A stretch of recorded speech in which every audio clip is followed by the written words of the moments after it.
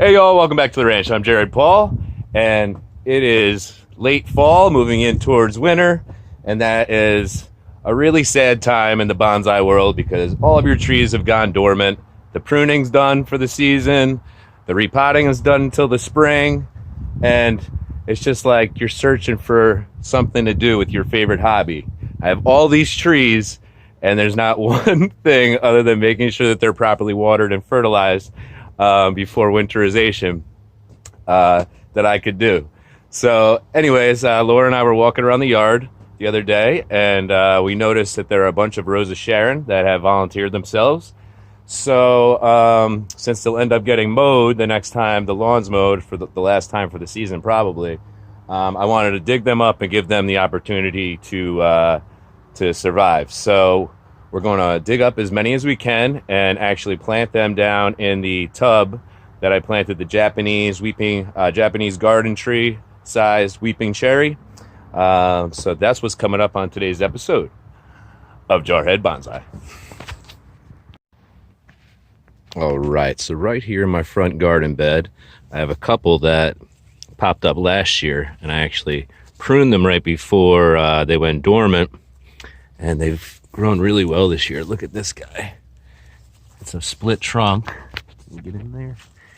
Boop, boop, boop. It's a split trunk from a nice early pruning. So that'll be fun to develop. Got another little guy over here. They're easy to pick out because they have that really unique shaped leaf. And right when they start to go dormant, as you see, these are the mama plants that kick off all the seeds that grow my volunteers. You see they start to go that bright yellow before the leaves fall off.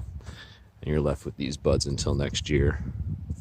And then right before they're about to pop in spring, so really early spring, you prune them hardy because these things grow like weeds for trees. They're also very easy to grow as cuttings, and I'm hoping easy to transplant with relatively high success. 100% success rate's ideal, but you know. So you see a bunch of them in here. Some of these I'll probably let stay in there. And I'm even noticing this front garden bed's becoming a great spot for developing little bonsais. I could leave them for a few years and then transplant them. This looks like some variety of maple. I noticed an oak earlier, and then there were some hickory, but the hickory kick off their leaves earliest in the season, so those are more difficult to see right now. So it looks like my bride is ready to join me. So let's get it started.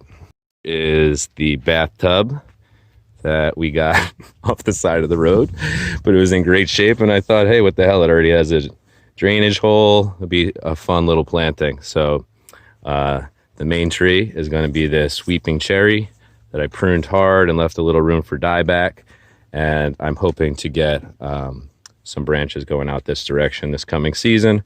But you know, developing these things takes time. It already has a nice weeping structure, and it has lots of nice buds, it looks like, for next spring, so that's cool.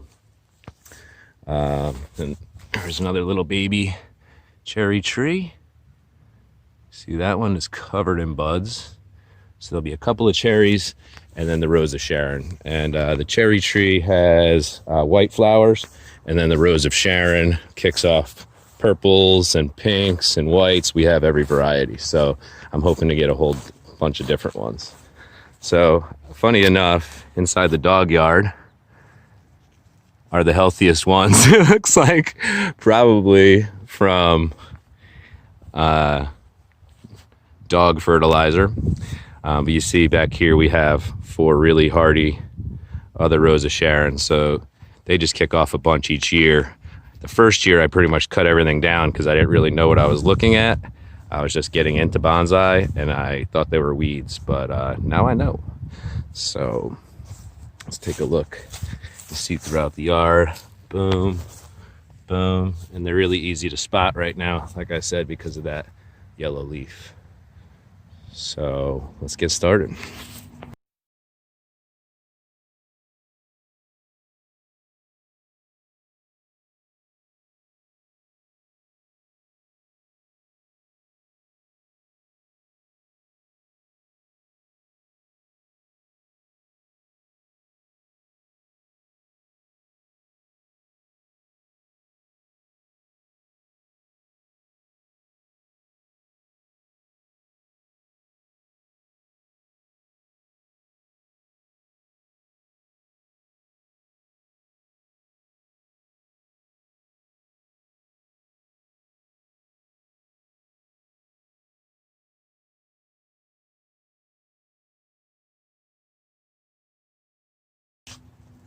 All right, so making some nice headway here. If you are new to Yamadori or bonsai, growing things in general, between transplanting, if you're pruning roots or just changing pots, you don't want the roots to dry out in between then, and they really can, just being exposed to air. So I just filled up this little bird bath, which is like an antique Celtic design. I think I got it for Laura's birthday. I don't know, it's pretty cool though. So soaking it in there. I'd say when we get 25 to 30, we'll go ahead and pot them up and hopefully have a high success rate. I'm taking a look at these. They're looking good. They're going to be the stars of the show. There's like 4 right there. So we have to put, it's pretty ghetto. But anyways, the dog's yard, they have a little doggy door because they're crazy and like to run in and out and always want to know what's going on. They're my service dogs, so they're always on high alert. Bruce Lee is an escape artist. He literally has gotten out of everything. I had to make this thing that's at least 8 feet tall, because when it was 6 feet tall, he would jump, throw his body against it, and then throw his legs over like a dolphin and land butt side first. And he's going to be 11 years old in 11 days. So he's just absolutely crazy athletic.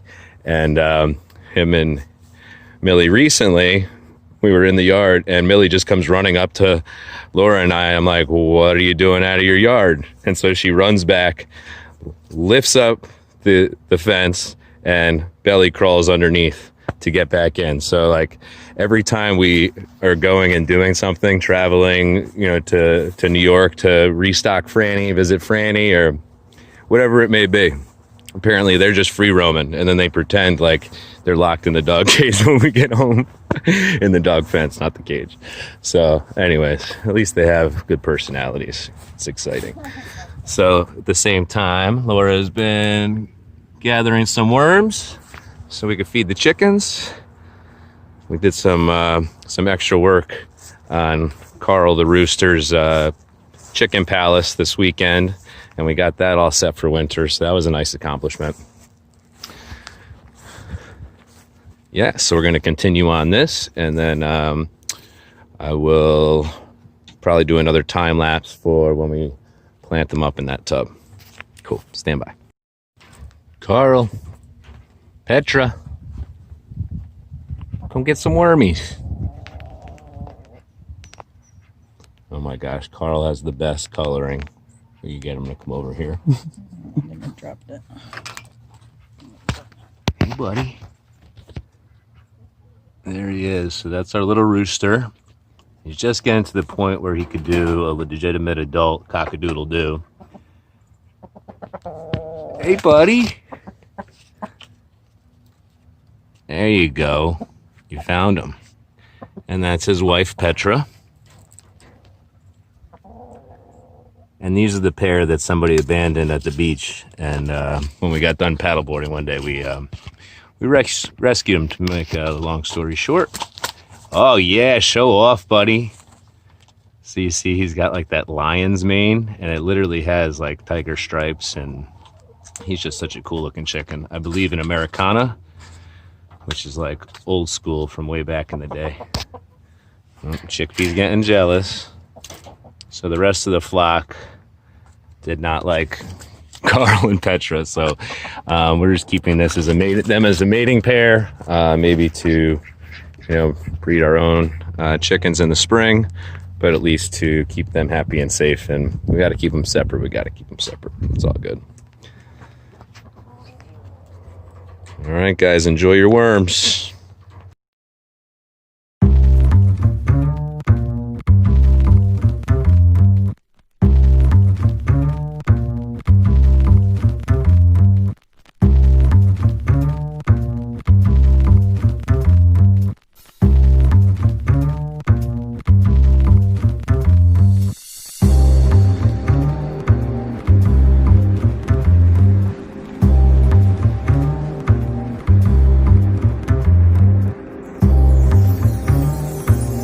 right, so here we go. Got them all planted up. Just tried to space them out, not completely uniformly, like in lines or anything like that. More of natural landscape. But since this is an experiment, I didn't put too much stress into it. Just got them planted a little deeper than they were dug up. Hopefully the roots will take, as we have probably a few more weeks of warmth, and then they can go dormant and wake up in the spring. And these things, they grow very well in the first year, so I anticipate it'll be a really fun little landscape to prune up. So thanks, Laura, for helping me out, because I got a couple more weeks with this brace on the old broken hand, so it makes life a little bit more difficult. But anyways, always a good time to get outside, get some fresh air, work on the property, develop some fun stuff. And there's some Champions League soccer today, so life is good. If you haven't subscribed yet, there's plenty more to come from the ranch, especially this spring. It's going to be insane. So I have plenty of playlists and videos of my other trees if you're bored, because I know right now I'm like, come on, broskies, give me some videos. But it's just difficult to do them year round. You don't want to force it, right? So I'm Jared Paul. That was my wife, Laura. And thanks for joining me for the Rose of Sharon and Weeping Cherry planting in a tub. Take care, y'all. Cheers.